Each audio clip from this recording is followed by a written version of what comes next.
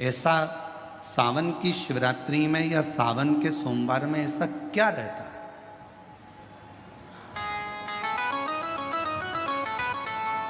श्रावण की शिवरात्रि में, श्रावण के सोमवार में इतना महत्व क्या रहता है कि आप 12 महीने शिवरात्रि पर ऑनलाइन पूजन नहीं कराते, पर सावन के महीने की शिवरात्रि आई कि आप ऑनलाइन पूजन कराते और पूरा विश्व, देश, भारत देश ही नहीं पूरे विश्व में, विदेशों में भी लोग ऑनलाइन पूजन करते।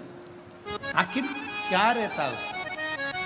मेरा मेरी जीजी से, मेरी बहन से निवेदन है, तुम दुनिया के साल भर में कितने भी व्रत कर लो, तुम कितने भी उपवास कर लो, तुम कितनी भी पूजन कर लो, तुम कितना भी अनुष्ठान कर लो, सारे व्रतों पर, सारे अनुष्ठानों पर, सारी पूजन पर सावन के महीने के जो सोमवार होते हैं, जो शिवरात्रि होती है, जो प्रदोष होती है, ये पूरे साल के व्रतों पर प्रबलता प्रदान करते हैं, बल देते रहते हैं। पर निवेदन है, सावन के सोमवार का व्रत करो, पर ऐसा व्रत मत करना कि तुम्हारे व्रत करने से परमात्मा को भी टेंशन हो जाए।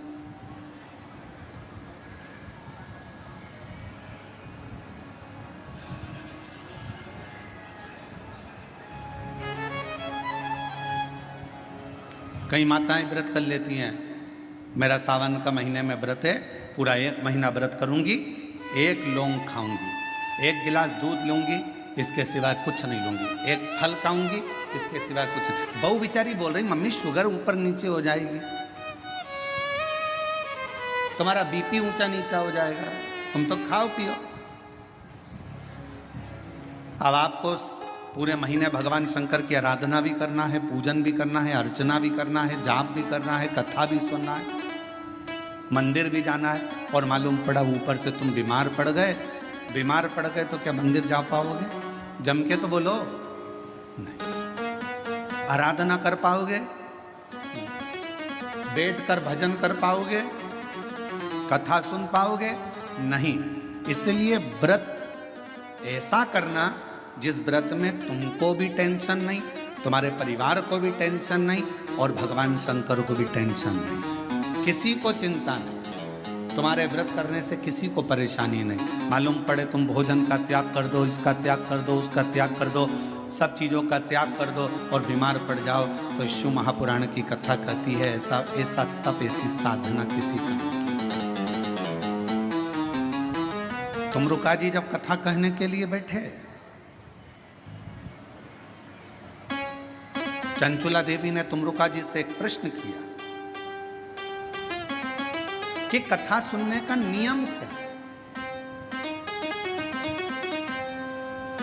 गीता प्रेस गोरखपुर की शिव महापुराण की कथा लेकर आना, उसमें पढ़ना शिव महापुराण कथा महत्तम।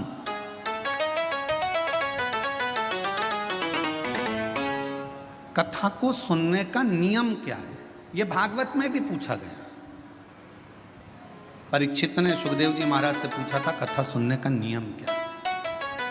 शिव पुराण में चंचुला देवी तुमरुका जी से पूछ रही हैं कि कथा सुनने का नियम क्या है, क्या नियम है कथा सुनने का? तो कहा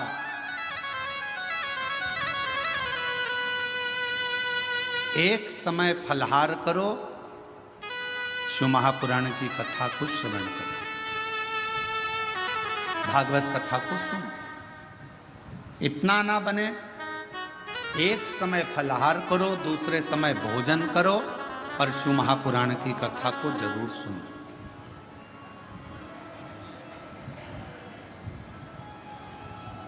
और इतने में भी काम ना चले तो शिव महापुराण की कथा में तुमरुका जी ने चंचुला देवी से कहा, दोनों समय भोजन करो, पर शिव महापुराण की कथा जम के बोलो, सुनो नहीं, जरूर सुनो। और यहां तक कहा यदि इतने में भी काम ना चले, दोनों समय भोजन में भी काम ना चले, तो टिफिन लेके कथा में चलो, पर शिव महापुराण की कथा जरूर सुनो। जैसे मां आदि शक्ति मां भवानी के शरीर के तेज प्रकाश जल से बेलपत्र का पौधा होता है। बेलपत्र का बेलपत्र का पौधा माता पार्वती जी के द्वारा प्रकट किया गया। बेलपत्र के वृक्ष की गणना करी गई। बेलपत्र के वृक्ष की जो जड़ होती है उसमें मां गौरी का स्थान होता है।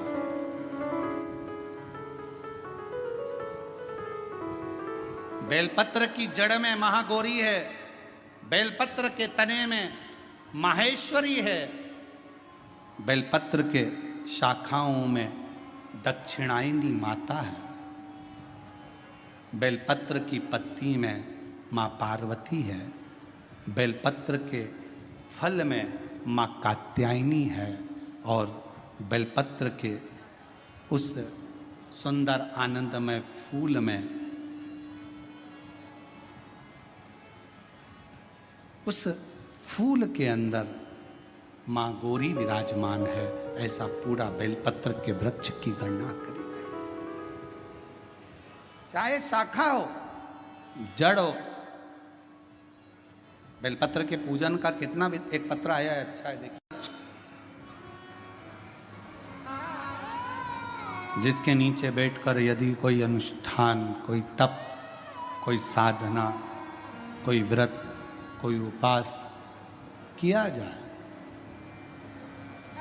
उसका 1000 लाख गुना फल है। शिव की एक अविरल भक्ति। हम तो कई बार कथा में कहते हैं आपके पास में अगर कुछ भी नहीं है, आप शंकर जी के मंदिर पे गए हो, एक बेलपत्र अगर आपको शिव जी के मंदिर में चढ़ी हुई भी मिल जाए, उसको उठा लो और उस बेलपत्र को धोकर वापिस भगवान देवाधिदेव महादेव के मंदिर में भगवान शंकर को फिर पुनः चढ़ा दो। वापिस उसी बेलपत्र को फिर चढ़ा दीजिए।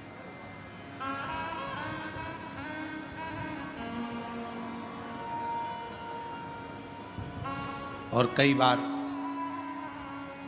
त्रिगुणाकार, त्रिकालदर्शी, त्रिनेत्रधारी, त्रिपुंडधारी, त्रिशूलधारी मेरे देवाधिदेव महादेव को चढ़ाने के लिए अगर मंदिर में तुम्हें बेलपत्र मिले भी ना, तो अपने हाथ की 3 उंगलियों का स्पर्श भगवान शंकर को कर लीजिए और शिव के नाम का उच्चारण कर लीजिए। शिव उस बेलपत्र को स्वीकार कर लेते हैं। भाव,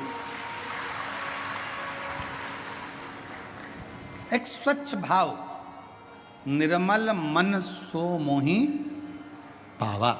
भगवान शंकर को अगर आप भाव से रिझा रहे हैं, निर्मल भाव दे रहे हैं, शिव उसको भी स्वीकार कर। मेरे ओघड़दानी कभी भी आपसे कोई वस्तु की चाह नहीं। कथा देखिएगा जरा, शिव महापुराण की कथा में एक शब्द आता है कि ब्रह्मदेव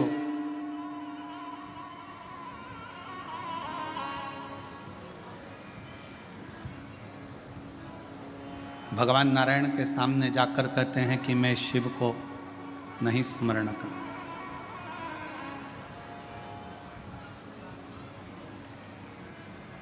मैं नहीं जानता कौन शिव, कौन सृष्टि के रचना करता। ब्रह्मा जी ने तो अपने मन में विचार कर लिया कि सृष्टि का रचना करता केवल मैं हूं, केवल मैं। और ये मैं और मेरा का जो संबोधन है, ये अहम का संबोधन।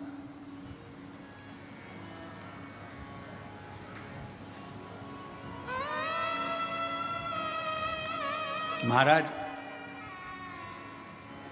हाथ की लकीरें भले आपके हाथ की मुट्ठी में बंद हो, हाथ की लकीरें भले आपके हाथ की मुट्ठी में बंद हो, पर मुट्ठी में ये लकीरें बंद कर सकते हो पर काबू नहीं कर सकते। आपके हाथ की लकीरों में जो लिखा है वो काबू में तो केवल एक देवाधिदेव महादेव ही कर सकता है, उसके सिवा कोई नहीं कर सकता। कोई